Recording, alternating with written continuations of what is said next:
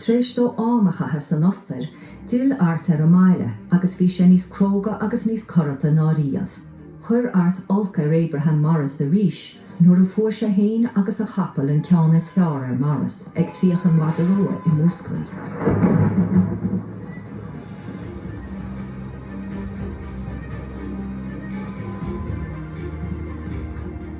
Gan dát bhuaig capel art, agus de bhí fearg Abraham Morris, so he invoked penal law Neil Cad ag papist a couple Lochnis Mona Coifund a Caoineadh.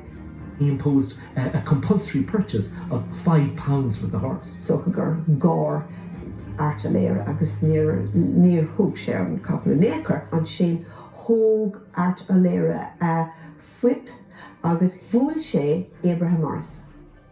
So Abraham Morris, with the backing of the Musgrave Constitution Society, outlaws Art Laoghaire. And in that way, he's actually, being an outlaw, he's capable of being shot on sight.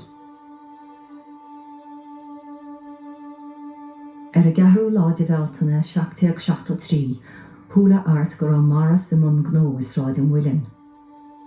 Fóg sé Eileen a bhí inis trom a tríú páiste agus dag sláán lena bheirt leanaí. In the Caoineadh, she refers specifically to this point, the point of departure, the last time she saw him, that there was this beautiful emotion between them, and they said, maybe I won't come back. He had said it many times before, but she never believed that on this instance that was what was going to happen.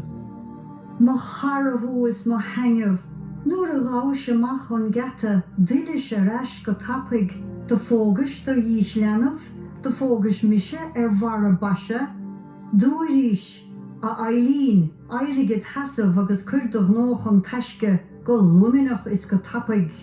Táim sé ag fágáil an bhaile is ní móide go deo go gasing. Níor dhéanamh stá chaintach maga mar bhí cháráilm go minic hena. He leaves his home in Raleigh, he gets onto his horse, and he heads off to Lehane Castle. That's where Morris is staying in Mill Street. And halfway along the way, we come to this lovely village of Caoineadh. So chuig sé go dtí teachtarna I Caoineadh, so go raibh sé cinna deochanna do gachtainna agus ag muomh ar an na rudaí a dhéanam sé hena féin le Morris agus ag scéalaíocht. He brags a little bit. Art was a brash and he wanted everyone to know where self-righteousness was and where justice was going to be. Gandát bhí paisán de hois éigen sa teachtarna agus chuig sé amach agus duine sé an scéal de Abraham Morris. He goes off and he lets Morris and his men in Lehane Castle know that Art is on his way. So they come back and there's a small group of soldiers that are brought in. Nuair a chunig Art an passaí ag teacht, is dócha go raibh a isaige nach deas an scéala beidir go mbeadh siad ag teacht Caoineadh bharú. Cresnig sé an áhan. Knowing the range of the muskets of the time and so on, Art was moving up and down along the bridle path, out of range as it were, from the soldiers that were there. Dear Morris, Saidúr a Benandó Green nach raibh súlháin aige, an féidir leat a bharú ón áit seo, agus dúir Green, is féidir. Squeal Green a bhúscóg. From across the Forres River, the shot came. Agus bharigh sé Art.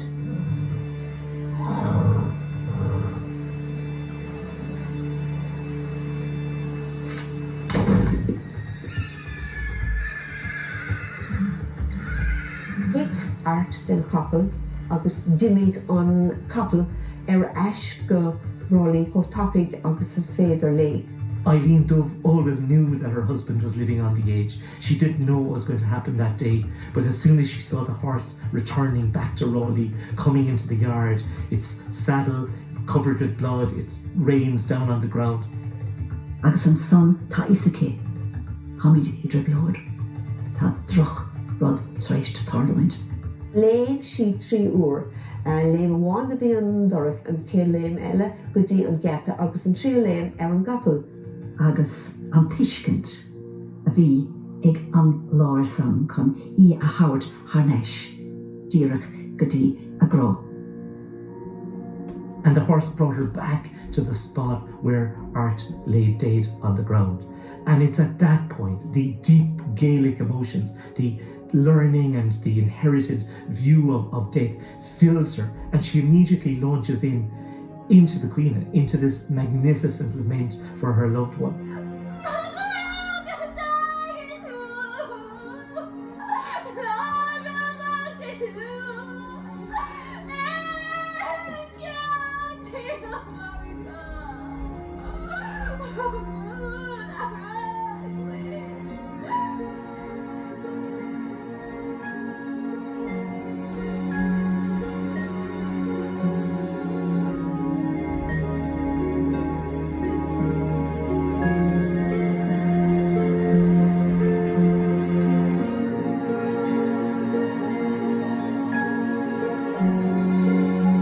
Tugu corp Art ar eis go dtí teachrálaí áit ar á thóra agus in ar lean Eileen dhéanais críomhrichte ag cuma an chaointe. Tá cáil ar Caoineadh Artí Laoghaire mar cheantar na caointe is fearr sa tradiisiún Eorpach. Is meascáníontach éid an tradiisiún agus sa chumas eisceachtú Eileen. Dentar tagart sa Caoineadh don lóchleacht, don airag fearsanta, do dhíonit olmhór agus don grá siaraí. Scríb an tír olaf filiocht in Ulscoil Oxford Peter Levi, Caoineadh Artí Laoghaire is the greatest poem written in these islands in the whole 18th century. Obair an Caoineadh chun an saoil sin saoil art a céalúra agus saoil an grá a bhí idir an vertical chun é sin a céalúra agus chun é a chur síos.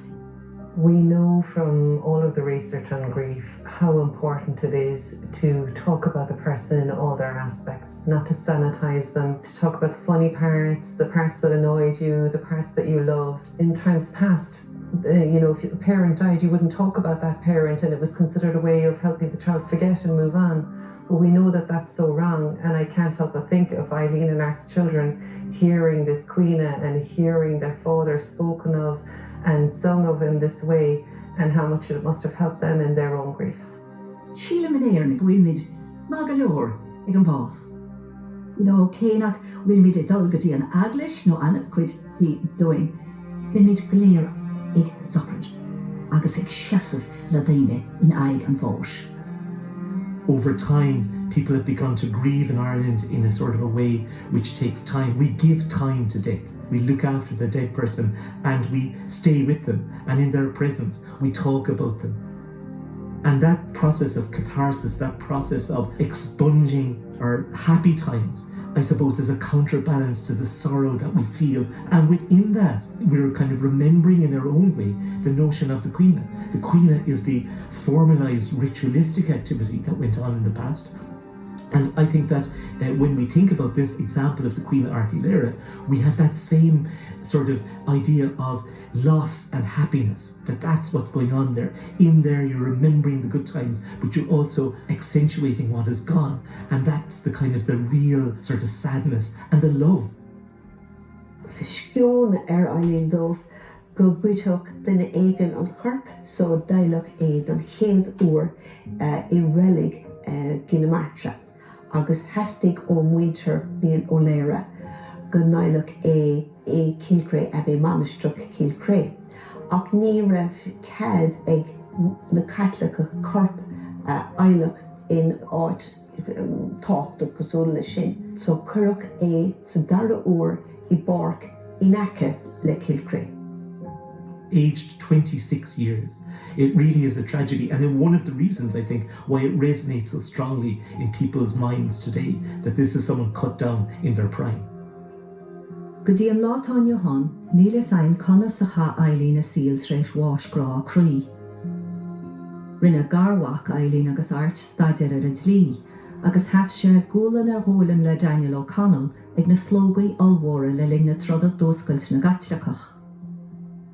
After Art is shot, Morris himself was actually indicted for murder, the murder of Artí Laoghaire. But given the whole political connections that were there, the magistrates got together and they said that it was a just killing. So he got off with the murder charge.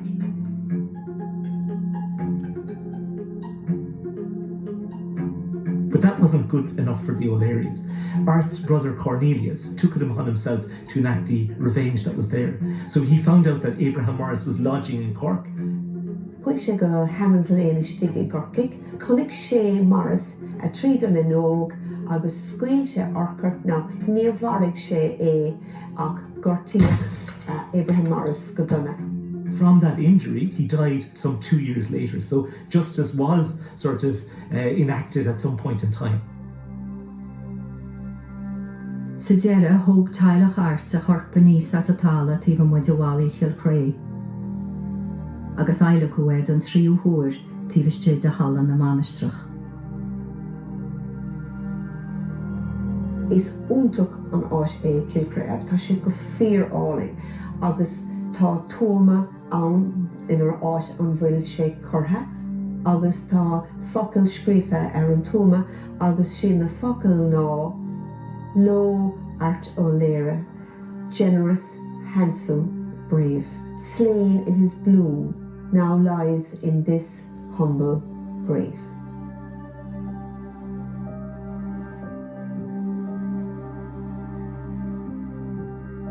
Bregus mór le dia, go bhfuil an dáin sa, an cuoine sa a gcuin.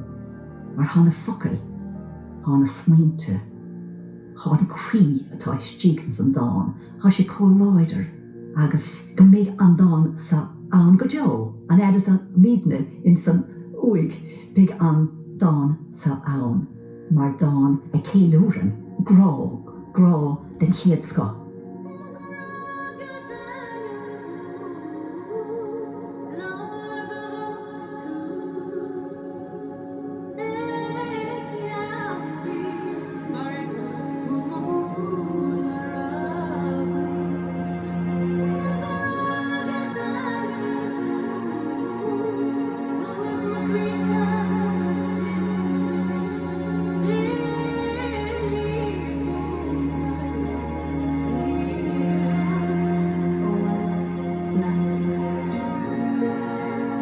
Bétrí war an mór le ré le coisteil ar na ballid an áirt ag an níomhlog ar a Laoghaire John Spillane agus in dhé sin ben chláir fáis sin is sé finne ar siúil agus tá ábhar sa chláir seo atá trom chúise sin finne ag go Lehane mé. Bé Orange is the New Black ar siúil fásta ag Lehane mar sin fannaigh Lynn.